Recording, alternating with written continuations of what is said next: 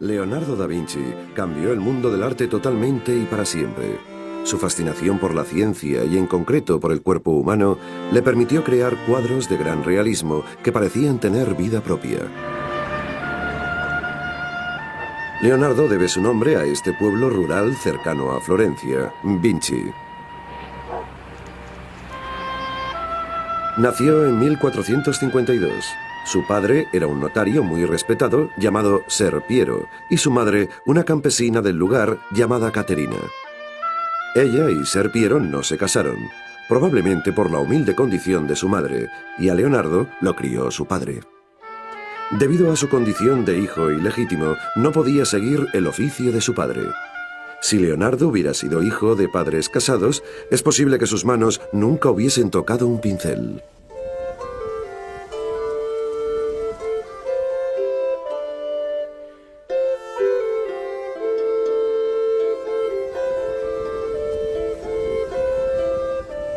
Debido a su condición, Leonardo no recibió la educación de un niño corriente, sino que pasó las horas estudiando flores, árboles y animales.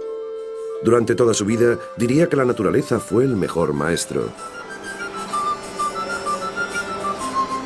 Es más noble imitar las cosas de la naturaleza, que son de hecho imágenes reales, que imitar con palabras las palabras y acciones de los hombres.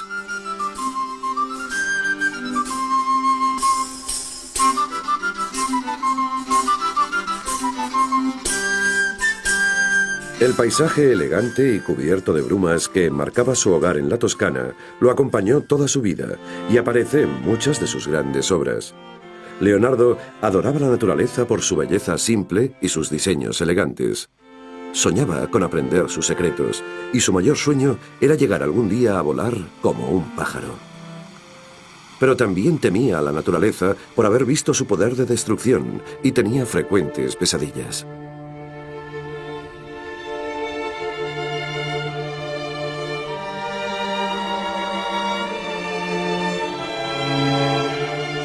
A pesar de estas pesadillas, Leonardo cumplió un bonito sueño en 1467, aproximadamente a los 15 años, cuando llegó a la mágica ciudad de Florencia para ser aprendiz en el taller de un artista.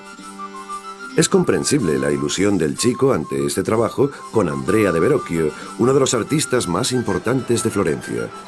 Leonardo se encontró con la élite de la sociedad, incluidos los mecenas de Verrocchio, los Medici, la familia que gobernaba Florencia. El taller de Verrocchio era como una pequeña universidad de las artes, y Leonardo se entusiasmaba con las complicadas técnicas que aprendía. No solo pintaba y fundía bronce, también hacía muebles e incluso banderas para las procesiones. Se dice que el joven Leonardo sirvió de modelo a Verrocchio para su David por su belleza juvenil y su encanto.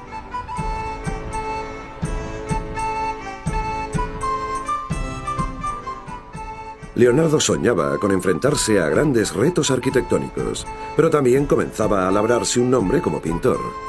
En 1472, el joven de 20 años quedó inscrito oficialmente en el gremio de pintores de Florencia y pronto conseguiría algunos encargos. Su padre le contrató para la decoración de un escudo, y Leonardo decidió que haría un dragón. El escudo se perdió, pero se cuenta que Da Vinci disecó lagartijas, insectos y murciélagos y mezcló sus rasgos para crear una bestia horrible, que funcionó. Cuando su padre vio el escudo, retrocedió asustado. Leonardo afirmó con orgullo: «Para eso sirven los escudos». Hacia 1473, Verrocchio encomendó a Leonardo que pintase a un ángel en su bautismo de Cristo. Con esta pintura, su maestría asombró a todo el mundo, incluso a Verrocchio. Tomándose con calma su propia habilidad, más tarde diría: «Pobre discípulo el que no supera a su maestro».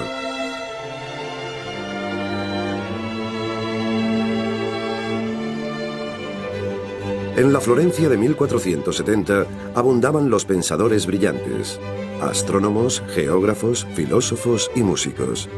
En toda la historia de la humanidad no había existido mejor momento para ser pintor. La profesión del joven Leonardo da Vinci le situaba en los círculos más elevados. Sin embargo, no era sino uno más entre los grandes pintores florentinos: Botticelli, Ghirlandaio y Rafael, entre otros, competían como él por los encargos. La insaciable curiosidad de Leonardo por todo le hacía casi imposible concentrarse en la pintura. Se entusiasmaba en una explosión de ideas y garabateaba en su cuaderno allá donde fuera.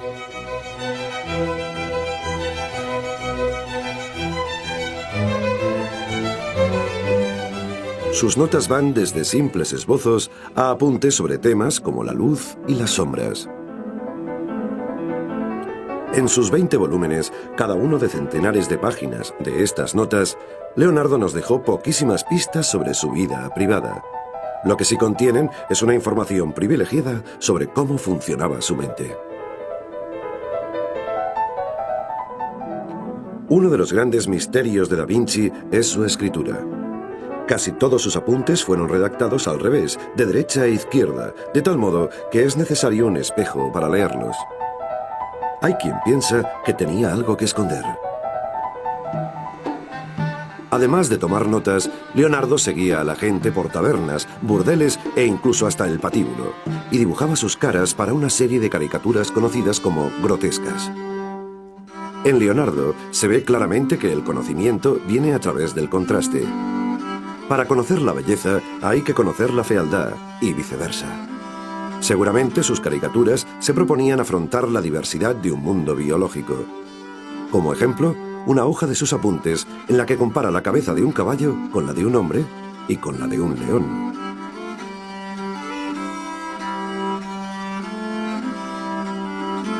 Si el pintor desea ver una cautivadora belleza, es dueño de crearla. Y si quiere ver cosas monstruosas que le aterroricen, o que sean graciosas, o que produzcan lástima, él es el amo y señor.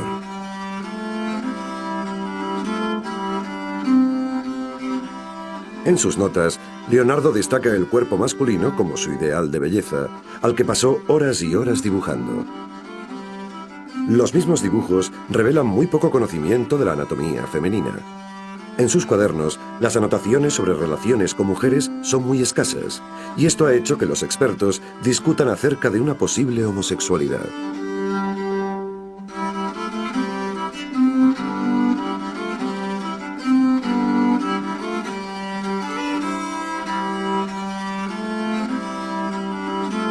La copulación y los miembros que la posibilitan son tan feos que si no fuera por las caras y los adornos de los actores y por los impulsos que los sostienen, el género humano se extinguiría. 400 años más tarde, Sigmund Freud publicará un famoso análisis de la sexualidad de Leonardo basándose en un recuerdo de la infancia hallado en una de las anotaciones del artista. Afirmó que era improbable que hubiera abrazado con pasión a mujer alguna. A principios de 1476, a los 24 años de edad, Leonardo se enfrentó al peor momento de su vida. Fue llevado ante los tribunales de Florencia y acusado públicamente de sodomía. La acusación, anónima, había sido hecha por los llamados agentes de la noche florentinos, la policía moral. Y aunque parece que los cargos se retiraron por falta de pruebas, Leonardo sufrió la humillación pública. Su pintura de 1480 de San Jerónimo refleja quizá ese dolor. El santo delgado, angustiado, golpeándose el pecho con una piedra en el desierto. Además de darle poder emocional a su obra, Leonardo mostró con qué precisión era capaz de pintar la anatomía humana. Y le dio al retrato una perspectiva visual realista, la cual, afirmaba, sus contemporáneos apenas conocían. Un amigo al que criticaba era Sandro Botticelli. En El nacimiento de Venus, los personajes de Botticelli flotan como si estuvieran ante un decorado y no tienen esa tercera dimensión que Leonardo tanto apreciaba. Puede que Leonardo aventajara en mucho a sus colegas, pero cada vez era menos querido por los influyentes mecenas de Florencia. Botticelli, por ejemplo, era uno de los varios pintores que prácticamente lo eclipsaban. Leonardo tenía casi 30 años en 1481, cuando Lorenzo de Médicis recibió la petición del Vaticano de enviar a los mejores pintores de Florencia a Roma a decorar la nueva Capilla Sixtina. Botticelli fue elegido junto con casi todos los demás artistas principales de Florencia, pero a Leonardo lo hicieron a un lado. Fue otra humillación demoledora. De todos era conocido el genio de Leonardo, pero se le consideraba poco fiable. No mantenía el interés por el lienzo y a menudo no terminaba los encargos.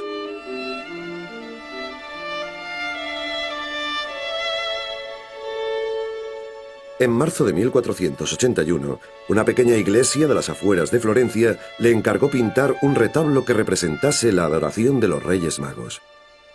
Debía estar muy necesitado de trabajo para firmar un contrato tan desfavorable. Tenía que pagar el material, y si no terminaba la obra en 30 meses, perdería la pintura y el sueldo. Dada la complejidad de la composición, Leonardo debía saber que no la terminaría a tiempo, y así fue. Pero con esta obra abrió nuevos horizontes e incluso sus rivales, entre ellos Ghirlandaio, Botticelli y Rafael, se maravillaron ante el cuadro.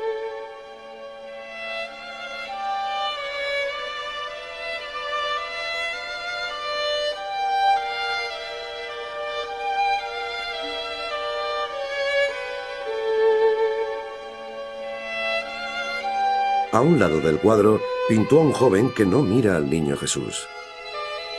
Se dice que es el propio Leonardo retratándose a sí mismo como forastero. 1481 había sido un año pésimo para Leonardo. Perjudicado aún por el juicio público y afligido por verse ignorado, salió de Florencia a buscar una vida nueva y retos que estuvieran más allá de las habilidades de un simple pintor.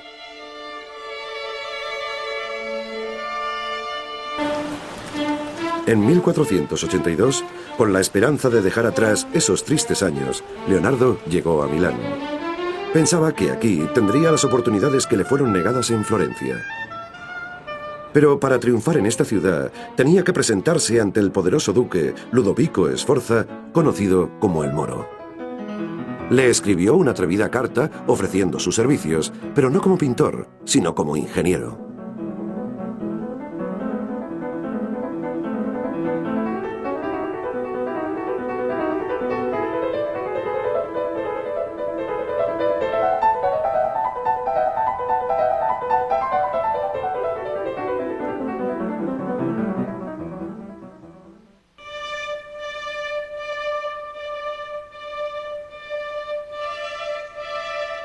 Leonardo consiguió impresionar a Ludovico el Moro, y en 1489 este noble lo acogió como ingeniero oficial del ducado.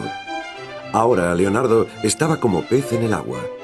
Sus responsabilidades iban desde la planificación de un sistema de cañerías interiores hasta el diseño de los trajes para los espectáculos de la corte. Leonardo construyó hasta un escenario giratorio.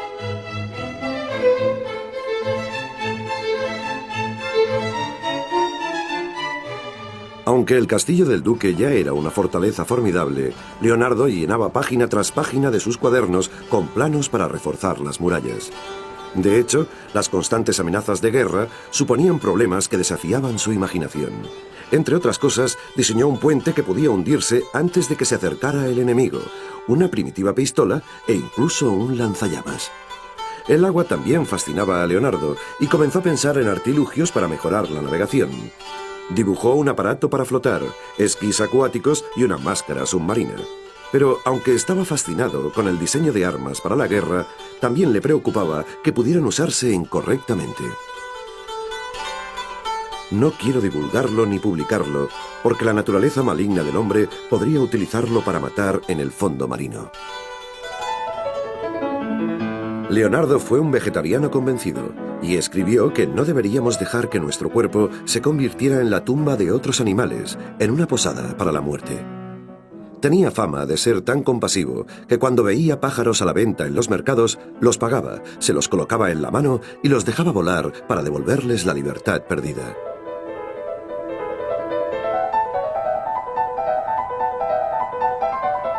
Pero Leonardo continuaba frustrando a sus mecenas por su terca obstinación. El 25 de abril de 1483 se le encomendó pintar un retablo que representase el nuevo dogma de la Inmaculada Concepción. El contrato exigía una imagen muy ornamentada e incluso especificaba los colores, pero a Leonardo no le agradaba la pompa de la iglesia y en cualquier caso no era de los que seguían fielmente las instrucciones. Firmó el contrato y dejó volar su imaginación. Hasta entonces no se había visto nada igual en la pintura italiana. El cuadro tiene una composición triangular extraña. La Virgen y el niño bendiciendo a San Juan, que está arrodillado, y este ángel con aspecto de esfinge tan extraño ante un mundo de estalactitas y estalagmitas. Un mundo húmedo y empapado, el mundo de la penumbra.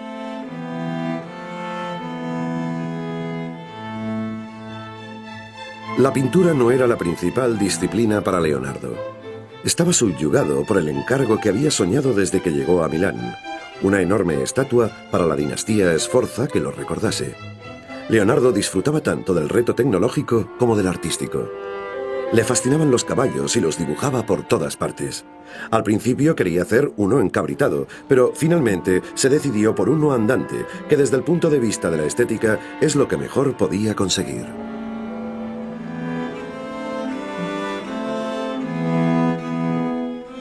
Leonardo creía que este sería el monumento eterno a su maestría científica y artística. Hizo un modelo de arcilla que deslumbró a los milaneses. Pero justo antes de que se fundiera el bronce para la estatua, el ejército francés irrumpió en la ciudad y amenazó la propia base de la dinastía Sforza.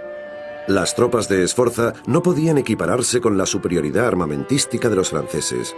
Los italianos, desesperados, destinaron el bronce de la estatua de Leonardo a la urgente fabricación de artillería. Los sueños de Leonardo se habían desvanecido.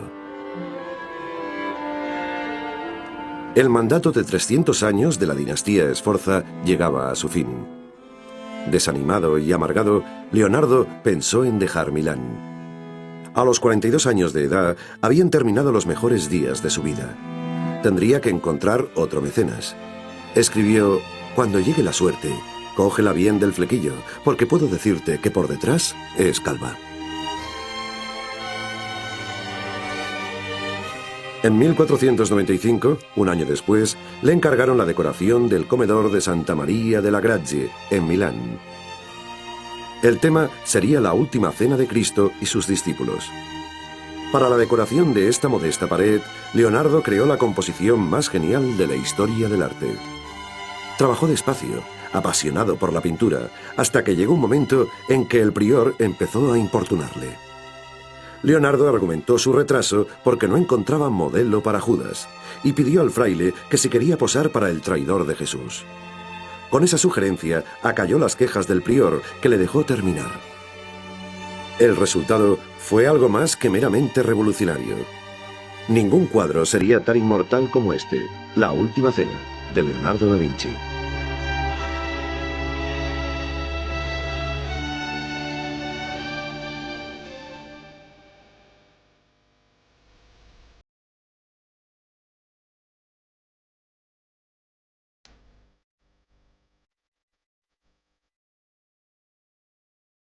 En vez de colocar a todos los personajes en fila, como se había hecho durante los 100 años anteriores, Leonardo subdividió a los 13 personajes en 5 grupos. 4 grupos de 3 apóstoles y Jesús aislado formando un grupo aparte. Fue una innovación destacable que lo hacía mucho más comprensible.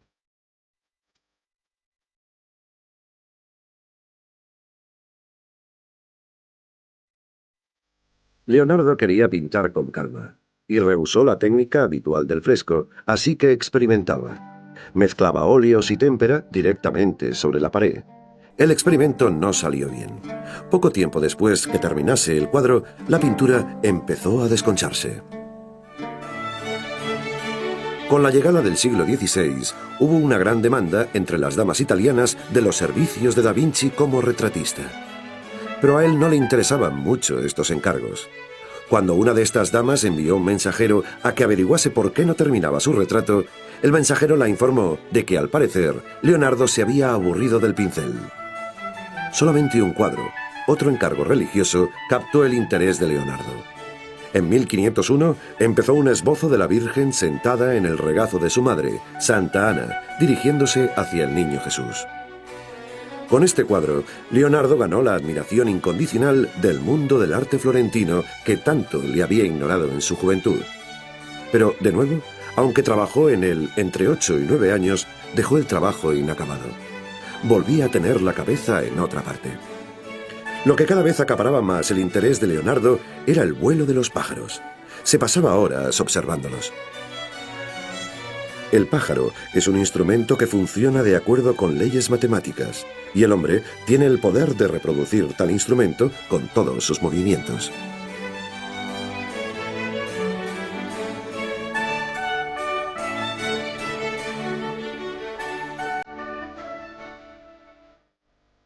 Leonardo también dibujó una máquina parecida al helicóptero moderno. Pero era una idea, no un invento, y de haberse construido, seguramente no hubiera levantado el vuelo. Sin embargo, el alcance de la inventiva técnica de Leonardo es asombroso. Dibujó todo tipo de artilugios que, de algún modo, se usan hoy en día, desde el paracaídas hasta la bicicleta, con detalles que anticipan las modernas versiones. Este esbozo burdo, hecho por un ayudante, muestra la importantísima cadena de la bicicleta. En esta misma página está la caricatura burlona de un pene y el nombre Salai, un ayudante que se incorporó al taller de Leonardo en 1490, a los 10 años. Salai era como le apodaba Leonardo y significaba miembro de Satán. A pesar de la tierna edad del niño, parece que fue uno de los amantes de Leonardo. Seguramente Leonardo lo aceptó porque era muy atractivo y podía servirle como modelo. Salai era un pintor mediocre y no llegó a aprender mucho, así que posaría para Leonardo. Leonardo, con 50 años, comenzaba a impacientarse. Buscaba otro mecenas. En 1502, el poderoso duque Cesare Borgia, dibujado aquí por Leonardo, lo contrató como ingeniero militar. Borgia era un guerrero despiadado que había salido a la conquista de la Italia central y estaba intrigado por los diseños que hacía Leonardo de todo tipo de máquinas bélicas, como ballestas gigantes, un tanque que se movía y una pistola primitiva. Hay un dibujo de una guadaña o rueda giratoria de cuchillas. Estas armas ofensivas tienen un diseño fantasioso y uno llega a dudar que fueran propuestas serias.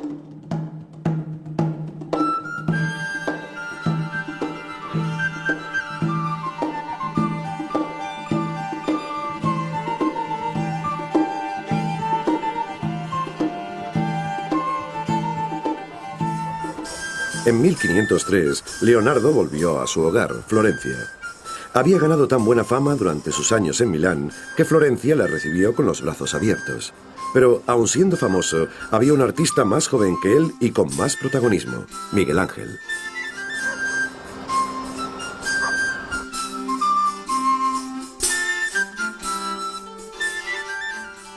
Un día, le pidieron a Leonardo que explicara cierto pasaje de Dante. Vio a su rival al otro lado de la plaza y dijo: «Aquí llega Miguel Ángel, él lo explicará». Pero Miguel Ángel se giró y respondió: «Cuéntalo tú, que hiciste el modelo para un caballo que no llegaste a fundir en bronce y que para tu vergüenza abandonaste. ¿Y los tontos de Milán confiaron en ti?». En octubre de 1503, cuando Nicolás Maquiavelo era un oficial joven y poderoso del gobierno florentino, contrataron a Leonardo para decorar las salas consistoriales. Aquel sería el mayor encargo de Leonardo. El mural conmemoraría la victoria de Florencia en la batalla de Engiari. La pared de enfrente tenía que pintarla su principal rival, Miguel Ángel. Leonardo trabajó en el proyecto 3 largos años y luego, como tantas otras veces, lo dejó sin acabar. No se sabe por qué abandonó el trabajo. Quizá el comentario de Miguel Ángel sobre el caballo dio en el blanco. Quizá se sentía demasiado viejo para tal rival.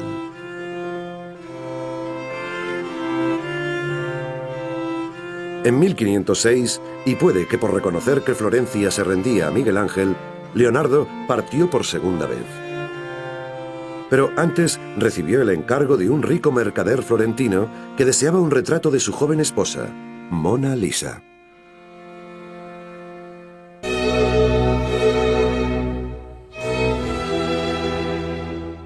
Leonardo da Vinci recibió el encargo en 1505. Esta solicitud, aparentemente menor, produciría el cuadro más celebrado de la historia del arte. Sin embargo, la historia de esta petición es muy dudosa. Quizá por lo misterioso de la pintura, se han hecho largas especulaciones sobre si en realidad llegó a existir tal encargo.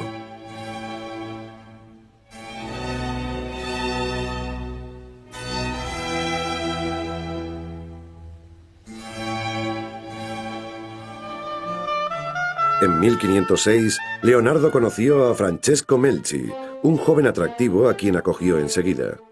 Francesco pronto se convertiría en su discípulo y en su mejor confidente. En 1513, Leonardo llevó a Melzi y a Salai, su otro favorito, a Roma, quizá con la esperanza de obtener algún encargo en la decoración de la nueva Basílica de San Pedro. Pero Leonardo no obtuvo la bienvenida que merecía y esperaba. Hacía tiempo que estaba más interesado en la ciencia que en la pintura. Le fascinaba el funcionamiento del cuerpo humano y llevaba cadáveres a su taller para diseccionarlos. Nunca fue religioso y no tenía escrúpulos a la hora de clavar el bisturí en la carne muerta, así que detallaba sistemáticamente cada parte del cuerpo. En un hospital encontró un hombre de 100 años y se sentó a esperar pacientemente a que muriera para poder diseccionarlo y ver qué había causado una muerte tan pacífica. El informe que hizo es la primera descripción de la arteriosclerosis, o endurecimiento de las paredes de las arterias.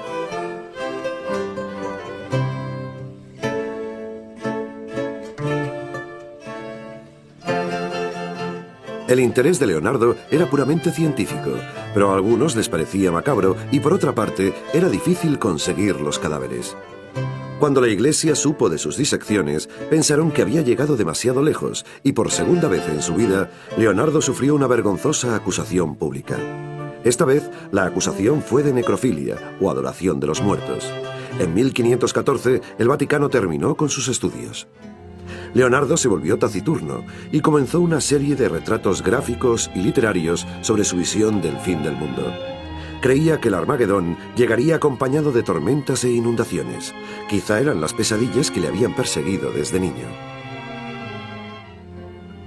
Entre sollozos y llantos se encontraban los hombres, las mujeres y los niños, tomados por el terror de la furia de los vientos, cuyas ráfagas tempestuosas llenaban las aguas por todas partes con cadáveres que habían llegado a la muerte ahogándose. Con más de 60 años, Leonardo se encontraba cansado. En su vejez había soportado el periodo más frustrante de su vida. Cuando en 1516 el rey de Francia lo invitó a unirse a la corte en el Valle del Loire, aprovechó la oportunidad. Seguramente sabía que no volvería a ver Italia. El rey estaba encantado de tener cerca a un cerebro tan brillante.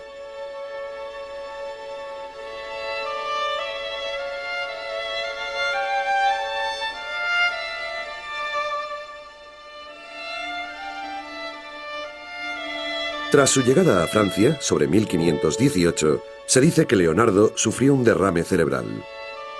Pasó los días siguientes concentrado en complicados rompecabezas geométricos.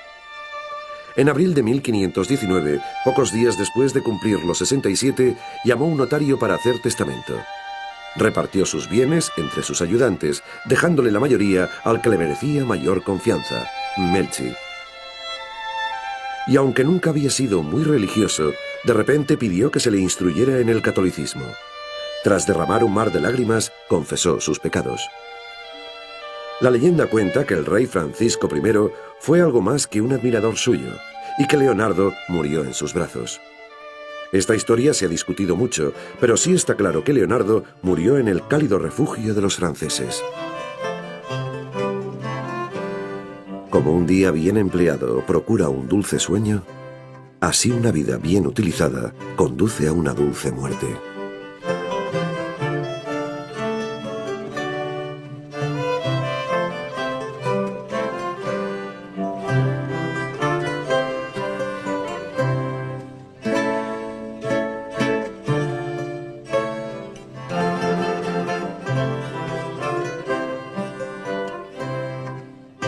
Casi 500 años después de la muerte de Leonardo, uno de los 20 cuadernos que le sobrevivieron se vendió por 30 millones de euros en una subasta, un precio sorprendentemente alto, 2 veces y media superior al de cualquier otro manuscrito de hoy en día.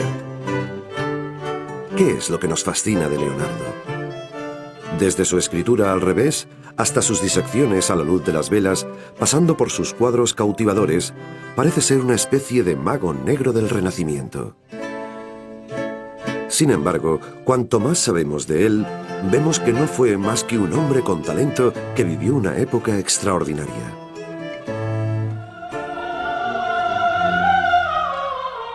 Los avances de Leonardo en la representación de la perspectiva y la emoción en la pintura fueron revolucionarios, pero hasta cierto punto no hacía más que adornar lo que ya habían hecho otros. También se le considera inventor de muchas máquinas modernas, desde el submarino hasta el helicóptero, pero esas ideas venían ya de la antigua Grecia. Leonardo no fue pintor, ni escultor, ni inventor, ni científico. Fue todas estas cosas, y en cada arte se servía de las otras. Leonardo da Vinci fue, en otras palabras, el hombre del Renacimiento.